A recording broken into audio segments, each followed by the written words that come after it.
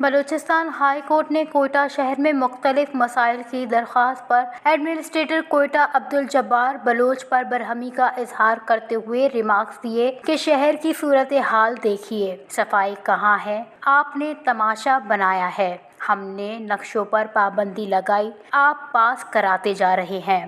عدالت نے D G کیو D اے اور میٹروپولیٹن کارپوریشن کے ایڈمنسٹریٹر سے رپورٹ طلب کر لی۔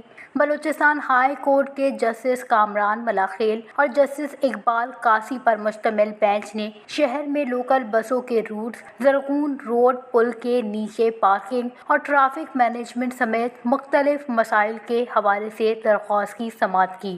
کیس کی سماعت کے دوران advocate general Asif Rigi, Jalila Haider, secretary Q D A, commissioner Quetta, deputy commissioner Quetta, S P traffic, administrator metropolitan corporation عدالت میں پیش ہوئے۔ عدالت نے کوئٹہ ڈیولپمنٹ اتھارٹی کے حکام پر بھی برہمی کا اظہار کرتے ہوئے کہا کہ کیو ڈی اے اپنا پلان عدالت میں پیش کرے۔ انہوں نے کہا کہ حکومت میں کوئی کام نہیں کر رہا، سارے پرانے افسر دفتروں میں بیٹھ کر نوجوانوں کو بھیج دیتے ہیں۔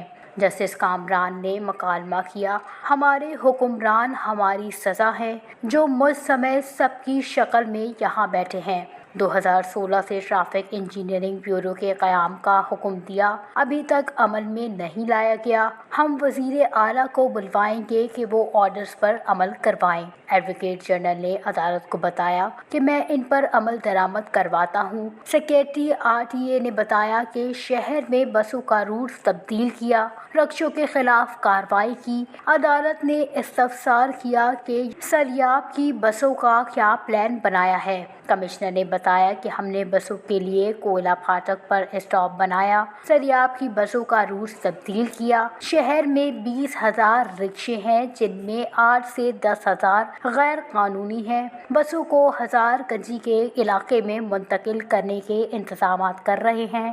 شہر کے 26 گوداموں کو منتقل کیا جا رہا ہے۔ ہم کیو ڈی اے کی بلڈنگ خالی کروا دیں گے اگر وہ اسے خالی کروانا چاہتے ہیں۔ اسی طرح سرکلر روڈ پر پارکنگ پلازا کو فنکشنل کر رہے ہیں۔ شہر میں تجاوزات کے خلاف 18 کارروائیاں کی ہیں۔ ہم دن رات آپریشنز کر رہے ہیں، 18 سڑکوں کو ون وے کر رہے ہیں۔ آئندہ 10 سے 15 دنوں میں بہتری آ جائے گی۔ عدالت نے کارکردگی کو سراہتے ہوئے ایڈمنسٹریٹر کوئٹہ اور سیکریٹری کیو ڈی اے کو محکمانہ رپورٹ جمع کروانے کا حکم دیتے ہوئے سماعت 24 اکتوبر تک ملتوی کر دی۔